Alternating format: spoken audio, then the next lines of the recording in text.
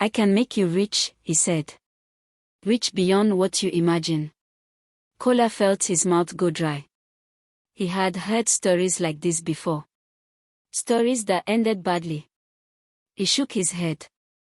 I'm not interested in rituals, he said quickly. I won't kill anyone. The old man chuckled. Relax, he said. This wealth requires no blood. Kola hesitated. Then what is the price? He asked. The old man's smile faded. There is a rule, he said. Kola listened closely. You may spend the money on yourself without limit, the old man continued. Cars, houses, clothes, parties, travel, pleasure. Kola's heart beat faster. But, the man added, raising one finger, you must never give money to anyone. Kola frowned. Anyone? He asked. Anyone, the man repeated, not your parents. Not your siblings. Not your friends. Not strangers. Not even in secret. Kola felt confused. What kind of wealth is that? He asked. The old man's voice dropped. This wealth is not for kindness, he said, it is only for enjoyment. In a small village surrounded by red earth and tired farmlands, there lived a young man named Kola. The village was called Ejodo, a place where dreams were born early but died quickly. The roofs were rusted, the roads were broken, and hope was something people talked about more than they actually felt.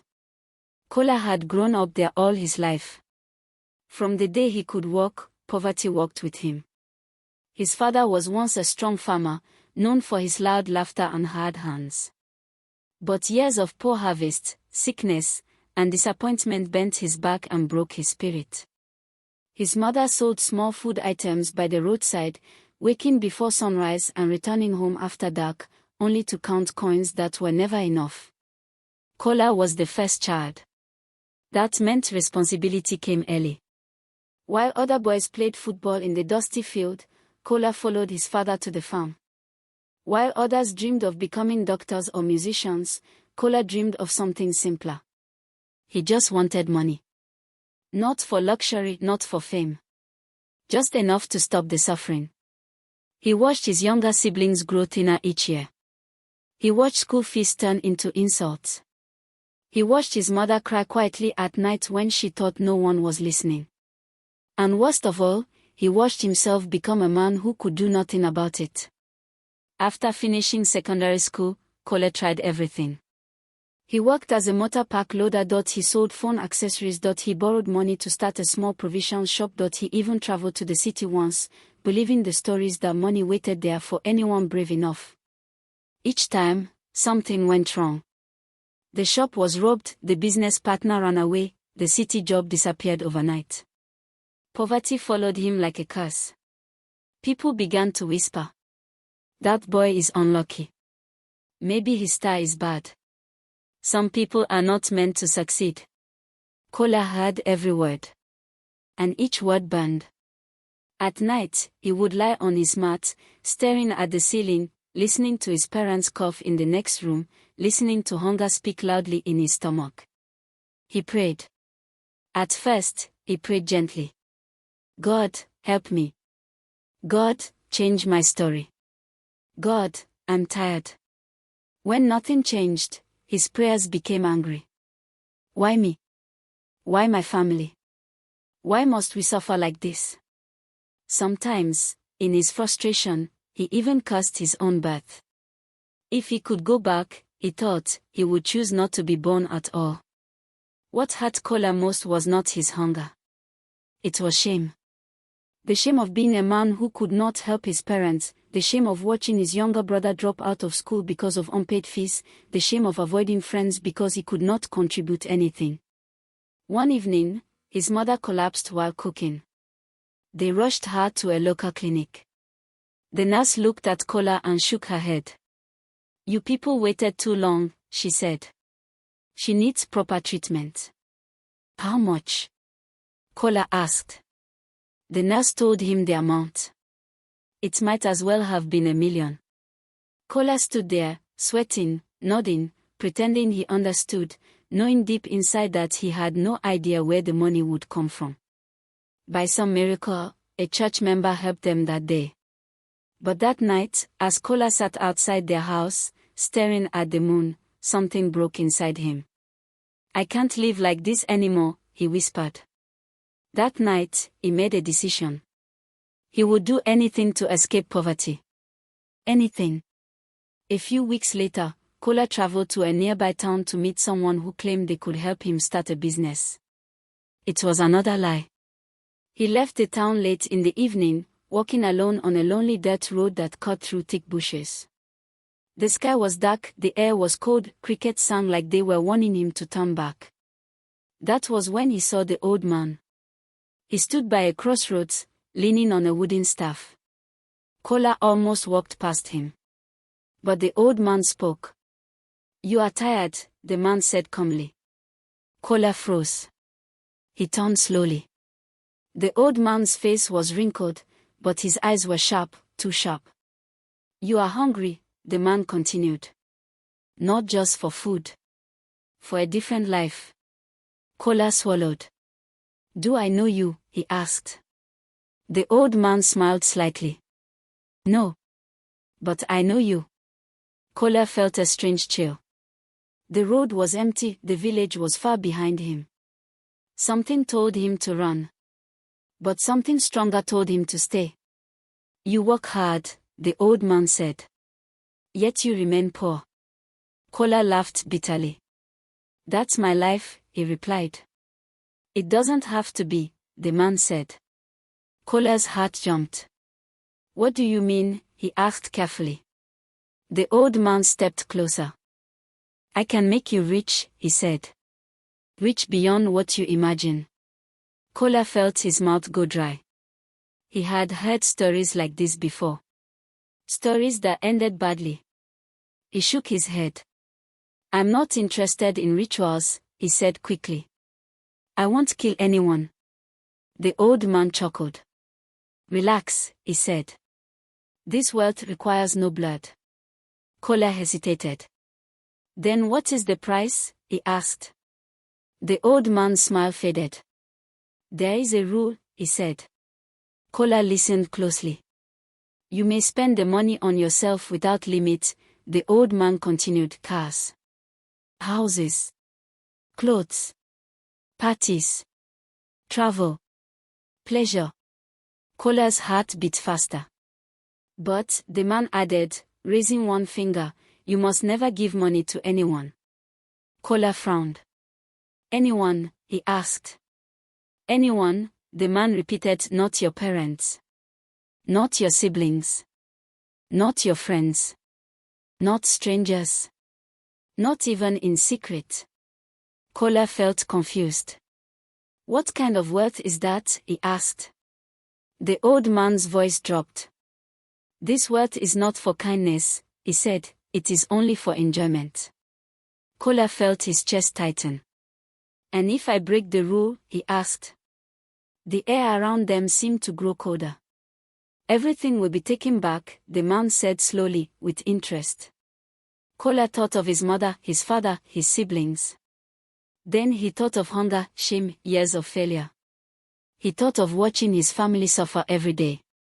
"How long will the money last?" Kola asked quietly.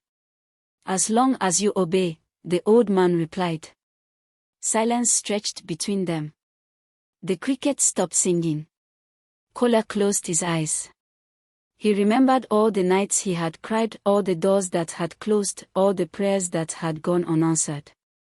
If he became rich, at least he would escape. At least he would breathe. Slowly, he nodded. "I agree," he said. The old man smiled. "Good," he said. He touched Kola's forehead lightly with his staff. "Go home," he said. "By morning, your life will begin again." The old man turned and walked into the darkness. Kola stood there, shaking. Part of him wanted to scream, part of him wanted to laugh. When he finally reached home, he slept like someone who had already died. By morning, everything had changed. That was the day Kola became rich. And that was the day his true suffering quietly began. Kola woke up with a strange feeling in his chest.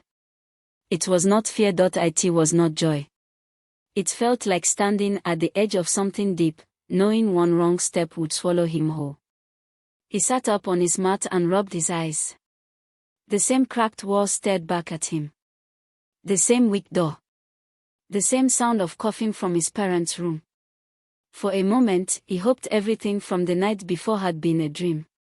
The old man, the crossroads, the row. But the feeling in his chest told him it was real. Then his phone vibrated. Kola froze. His phone had been quiet for weeks. Nobody called him anymore. Nobody texted him unless they were asking for help he could not give. Slowly, with shaking fingers, he picked it up. One message. Then another. Then another. His heart began to race. He opened the first message. Credit alert of 2 million naira. Kola gasped. Before he could breathe, another alert followed. Credit alert of 5 million naira.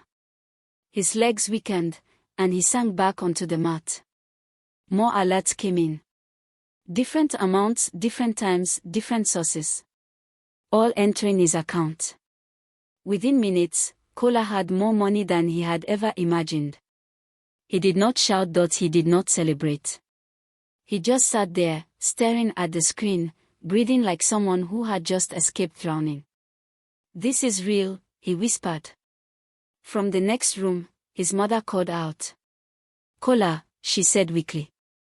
Are you going out today? Kola swallowed hard. Yes, Mama, he replied. His voice sounded distant to his own ears. He washed his face and stepped outside. The sun felt different on his skin. The village looked the same. But Kola knew something terrible now lived inside him. Money. With rules. Kola told no one. He was afraid of questions. Afraid of expectations. Afraid of the moment someone would ask him to help. That same day, he went to the bank in the nearby town. The moment the teller saw his balance, her attitude changed. Sir, she said politely, would you like to speak with our manager? Sir. The word tasted strange. Within days, Kola's life changed quickly. He rented an apartment in town. He bought new clothes. He replaced his old phone. He invested carefully. And that was when he knew the wealth was not ordinary. Every business worked. Every deal succeeded. Money multiplied without struggle. People noticed. Kola is lucky. Kola is wise. Kola has finally broken free. Those who once avoided him now smiled. Those who mocked him now greeted him warmly. Within months, his name carried weight. He bought a car, then another. He moved into a big house. He hosted parties. Music filled the air, food covered tables, drinks flowed freely. People laughed and danced. Kola is generous. Kola has a good heart. Kola smiled politely. But inside, he felt hollow. Because he already knew the truth. He could never help anyone. When people came with problems, Kola did not even try to solve them. He already knew the answer. A friend came crying. Brother, my rent is overdue. Kola sighed and shook his head. I wish I could help, he said. Things are tight right now. Another came. My child's school fees. Kola avoided his eyes. Let's talk later, he said. Things are complicated. A stranger begged. Just something small. Kola laughed weakly. If you knew my situation, you wouldn't ask. He paid for food. He paid for drinks. He paid for enjoyment. But never money. Never solutions. Never relief. Because he knew the rule did not allow kindness. And breaking it would destroy everything. His family felt it too. Kola repaired their house. He bought furniture. He filled the kitchen. But he kept control. No money passed through their hands. His mother noticed. One evening, she spoke gently. Kola, you are doing well, she said. But why do you avoid giving us money? Kola's heart tightened. It's better this way, he said quickly. But sometimes, she replied softly, I want to decide things myself. Kola looked away. I'll handle it, he said. His mother studied his face, confused. But she said nothing. Then his father fell ill again. This time, badly. The hospital demanded payment before treatment. Kola paid directly. Not a naira passed through his father's hand. When his father reached out weakly and said, My son, do you have money for drugs? Kola stepped back. I'll take care of it, he said sharply. Just give it to me, the old man whispered. Kola's chest burned. I said I will handle it, he repeated, louder. Silence fell. His father turned his face away. Shame crushed Kola. The suffering spread. His younger brother was sent home from school. Kola bought books, uniforms, food. But not fees. When the boy asked, Brother, why can't you just help me? Kola had no answer. Friends stopped coming. People whispered. He is rich but useless. He enjoys but never helps. He has money but no heart. At night, Kola wandered through his large house, touching expensive things that meant nothing. He remembered the old man's words. This wealth is not for kindness. And finally, he understood. The money had freed him from poverty. But it had trapped his soul. He sat alone, staring at a glass of drink he did not want.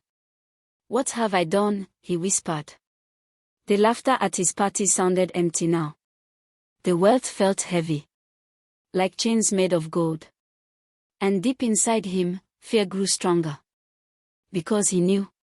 One day, someone he loved would need help desperately. And when that day came, he would have to choose. And no matter what he chose, something would be destroyed. The night was quiet. Too quiet. Kola sat alone in his big living room, the lights dim, the air heavy. The glass of drink in his hand was untouched. His mind was loud, louder than any party he had ever thrown. He could not sleep. He kept hearing the old man's voice in his head. This wealth is not for kindness. Kola stood up and walked slowly through the house. The floor was cold under his feet. The walls were wide and clean. Everything he owned was expensive. Yet nothing felt warm. Nothing felt like home. He stopped in front of a large mirror. The man staring back at him looked strong. Well-dressed. Successful. But the eyes looked tired. Afraid. Who have I become? Kola whispered. There was a sudden knock at the gate. Kola froze. It was past midnight. Nobody came at this hour unless something was wrong. The knock came again. Urgent. Desperate. Kola's heart began to race. Slowly, he walked to the door and opened it. His younger brother stood there. Sweating, crying, shaking. Kola, the boy cried. It's Mama. Kola's blood ran cold. What happened? He asked sharply. She collapsed, the boy sobbed. She's not breathing well. Baba sent me to get you. The rule screamed inside Kola's head. You cannot help. You must never give money. Never. Kola grabbed his car keys and rushed out. The drive back to the village felt endless. Every second stretched. His hands shook on the steering wheel. When he arrived, the house was full of people. His mother lay on the floor. Her eyes were half closed, her breathing shallow, her skin burning. Kola, someone shouted. We need to take her to the hospital. Kola knelt beside her. Mama, he whispered. I'm here. Her eyes fluttered open. Kola, she breathed weakly. My son. Tears filled his eyes. Don't talk, he said. I'll take care of everything. The old fear returned. At the hospital, the nurses moved quickly. Doctors whispered among themselves. She needs urgent treatment, one said. But it won't be cheap. Kola nodded. I'll pay, he said. The doctor looked at him. We need the money now, he said. Kola reached for his phone. Then his mother grabbed his hand weakly. Kola, she whispered. Please, don't fight. Just let me rest. Her grip was light, but it felt heavy as chains. Kola remembered all the times she had asked him simple questions. Why don't you give us money? Why do you control everything? He remembered his father's hurt eyes, his brother's confusion, his friends' whispers. This was the moment. The moment he had feared. If he obeyed the rule, his mother might die. If he broke the rule, everything would collapse. His wealth, his power, his protection. The old man's voice returned, clear as day. Choose carefully. Kola stood there, shaking. I can't, he whispered. The doctor frowned. What did you say? Kola closed his eyes. Then he made his choice. He pulled cash from his bag. A lot of it.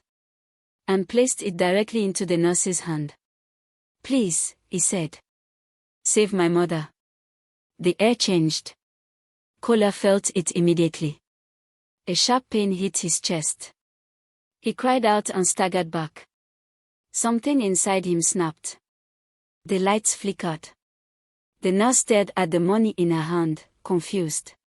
Then the pain vanished. Suddenly. Silence. Kola's phone vibrated. He ignored it. Doctors rushed his mother inside. Hours passed. Kola sat on a bench, empty. Finally, a doctor came out. She's stable, he said. You brought her just in time. Kola exhaled. Relief washed over him. His mother lived. But deep inside, he knew. The price had been paid. His phone vibrated again. And again. And again. Slowly, he looked at it. Debit alert of 10 million naira, debit alert of 25 million naira, alert of account restriction. His heart sank. By morning, everything was gone. The businesses failed, the accounts froze, the deals collapsed. Within days, Kola lost everything. The house, the cars, the respect. People disappeared. Friends stopped calling, the praises turned to mockery. Did you hear? He's broke. So the luck has finished. Kola returned to the village quietly. With nothing but his clothes. But his mother was alive. And she smiled at him. My son, she said softly. You look free. Kola smiled weakly. I feel lighter, he admitted. Life became hard again. But something was different. Kola could help now. He shared food. He shared time. He shared love. Even without money, people felt his presence. One evening, as he walked along the old road near the crossroads, he saw the old man again. Standing, waiting. You chose, the old man said. Yes, Kola replied calmly. You lost everything. Kola shook his head. No, he said. I gained myself. The old man smiled. And disappeared.